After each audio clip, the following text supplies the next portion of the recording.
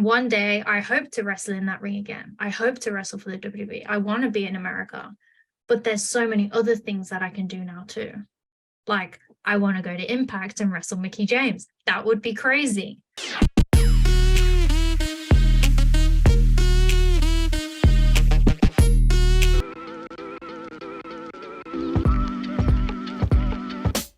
I've had the great fortune in my job at Sportskeeda Wrestling of conversing with many former WWE stars who have gone on to do great things outside of WWE. That's always a unique perspective that I love to explore. But I've also had the great fortune of talking to many second-generation stars, and Xia Brookside is the best of both worlds. She just wrestled a huge match at the Kinguin Primetime Legends event recently. And it was her first time in Poland, if I'm not mistaken, was it? Yeah, my first time.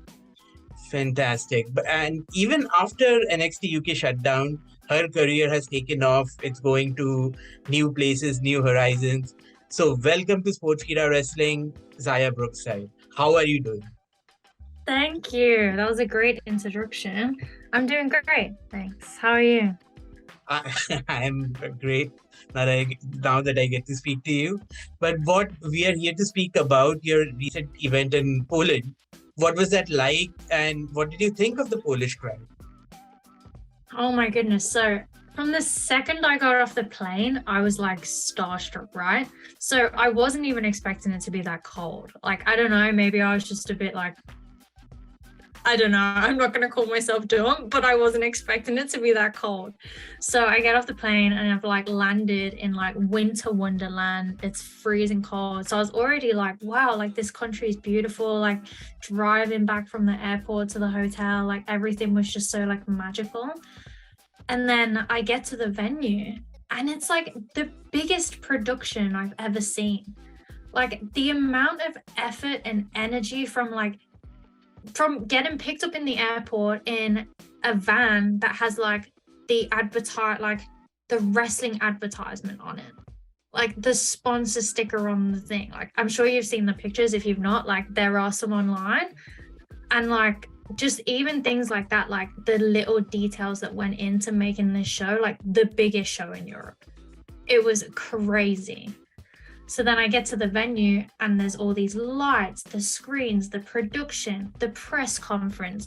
Like every step was like so thought of. Like everyone was so looked after. The show production was incredible. Yes, I lost. Let's get that out the way. But it was just amazing. Absolutely, absolutely. I can see the thrill on your face. My question is, you mentioned the scale of production, but you have come from WWE, and yet you were taken in by this level of production at this event. What made it so very special? It just matched. Like WWE is the biggest wrestling company in the world. Like it was an absolute honor to work for them. Like I get signed at 19 years of age. That's crazy. But then so much has changed in that 4 years from like what the indies, if you want to call them, like what the indies were before I got signed. Like I was traveling, I was wrestling in Europe before I got signed. I was wrestling in Japan, in America. So I had traveled, I knew what it was like to wrestle all over. But I had never met somewhere that was as like productionally this big outside of WWE. So when you get an email or a message and people go, can you come and wrestle here? And you just go, yeah, I'll come wrestle here. And like, you just expect it to be another like normal, smaller show, or like, I don't want to call them smaller shows because they're really not. Like this production was insane. Like I can't even express that enough, but you just don't expect it, right? Because there's not as much money going into it, or it's on a smaller scale from what WWE is. So I was just starstruck. That's going to be my word now for my Poland tour, is going to be starstruck. And I mean, forgive me, I've never taken a bump in my life, but what is it? Lucky me, I guess. But what is it like to wrestle in the cold? I don't know what the experience is like. You feel it a lot more. You really do. Like when it's cold, like that's why they always say like warm up. When you go to the gym, you warm up before you work out. When you go for a run around the block, you warm up first. Like our bodies have to be warm. Like it's gonna hurt regardless, but like you're more likely to get injured if you're cold. And I was lucky, right? So when I was doing my entrance in Poland for primetime wrestling, I get up on the corner and I pop down, and as I go to step forward, my knee twists. This is at the start of the match, and I was like, oh no. So my knee has been twisted since the show. Wow. So how are you doing? What's the current health update?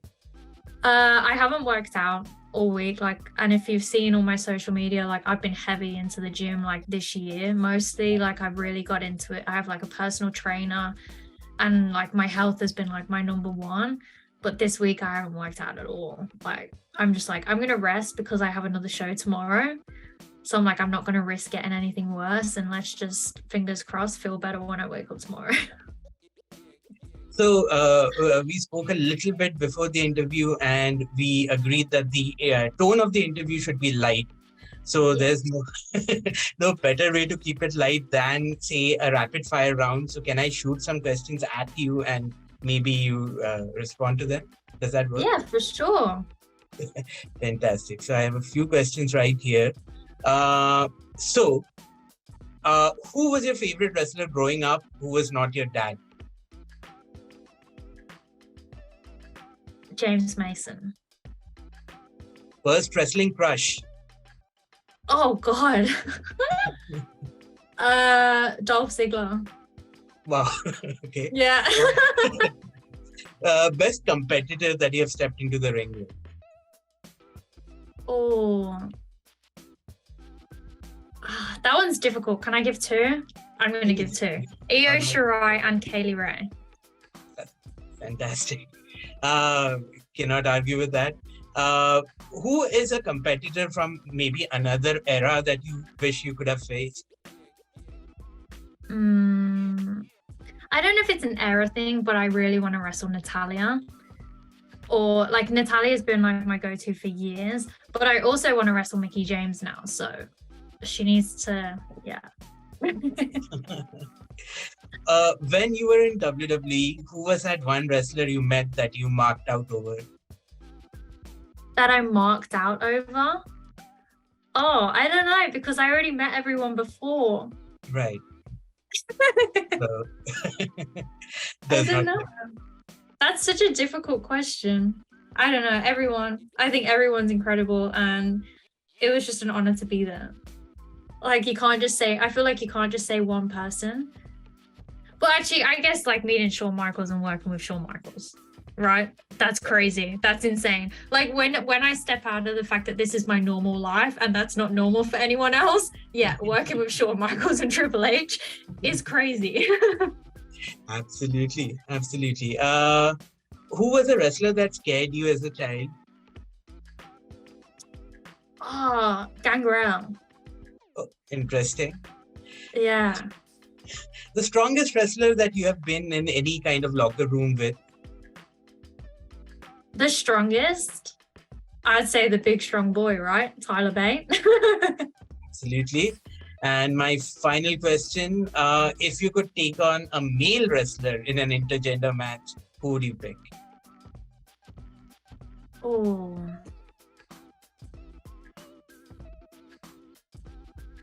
Oh, that would be so cool. I'm trying to think. I feel like I'd want to do like a proper British style match, right?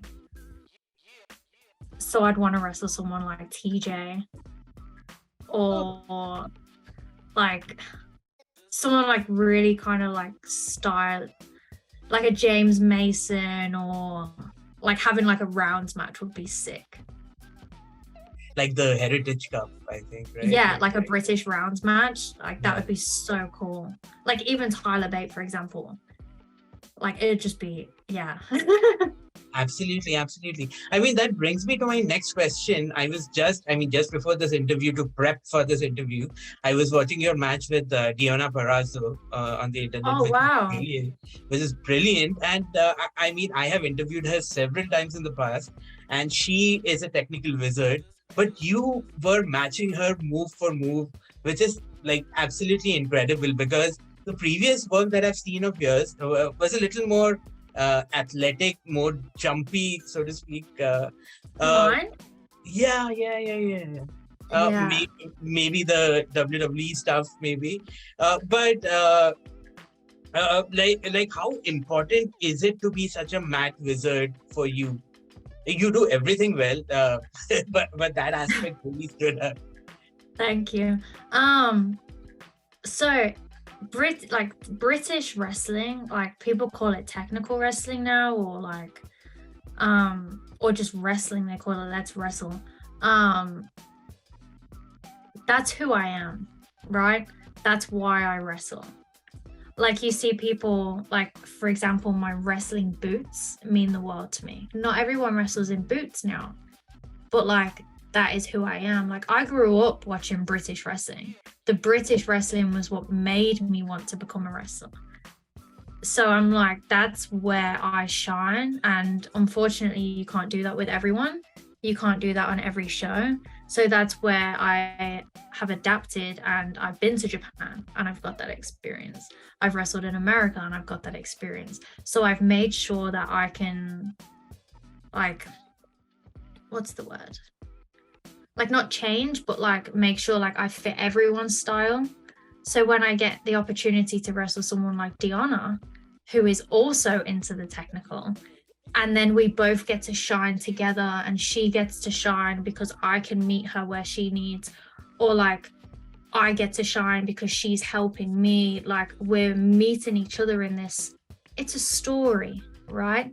Everything's a story. Let's tell a story when we go out there. Let's make people feel. And when you match styles like that, that's where you get true magic, I feel. Absolutely. I mean, her name is so associated with the style. I'm sure in due course of time, Xia Brookside will also be known for this style.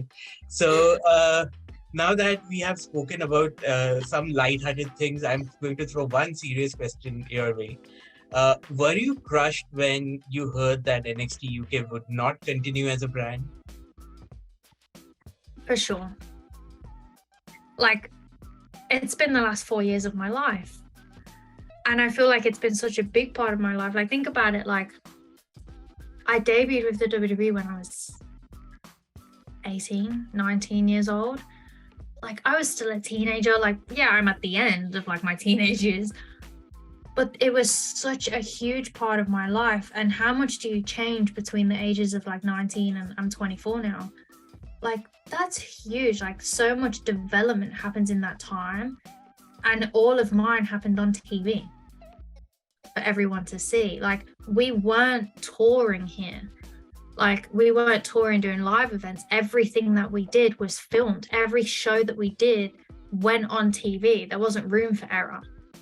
So any error or any things that didn't go right, for example, they were on TV. Like, I was learning on TV. It's just crazy. So I've grown so much in that time that when it's taken away from you and you're like, hang on a minute, I just bought a house, I'm getting married. Like, there's so much coming up, and I was just like, well, what do I do? And then I just checked myself and I was like, well, you was doing it before, Zaya, like, you're fine. And then that's when I was like, no, I'm just going to keep going. Like, I'm going to keep doing what I'm doing. I'm going to hold my head up. I'm going to do interviews like this and like remind myself who I am, remind myself why I started wrestling, because I feel like that's the most important thing. Everyone has setbacks, but it's what you do with them. And one day I hope to wrestle in that ring again. I hope to wrestle for the WWE. I want to be in America, but there's so many other things that I can do now too. Like, I want to go to Impact and wrestle Mickie James. That would be crazy. You know what I mean? So we just take every experience, in my opinion, like, I'm just going to take everything that's happened and see what crazy life I can bring myself. Like, I wouldn't have wrestled in Poland last weekend if I was still with them, right? Like, it's an adventure. Let's just hit every step of the journey and just have fun with it. Yeah, I mean, so you mentioned the show last weekend, and you mentioned what a great scale it was on and how great the crowd was. I have spoken to people who have been released from WWE, like the Bollywood Boys and Killian Dane and all of these people. And they have mentioned how great the world outside of WWE also is. Uh, but every show won't be at the scale of legends in Poland, right? Yeah. Is that also a scary thing? Like when you look at the lay of the land and you become your own entrepreneur and you're booking your own shows and stuff like that. I wouldn't say it's scary, because like, so for example, like I'm proud of this, but the first place that I called was All Star Wrestling, which it's not on a scale of what the Legends show was like, but it's the town shows, it's the camps, it's where I started, it's where I first watched wrestling. So like, I feel like everyone has their home, and for me that's my home. So I was like, I'm going to go back there and I'm going to have fun, I'm going to re-trigger my love, I'm going to refine myself and just like explore.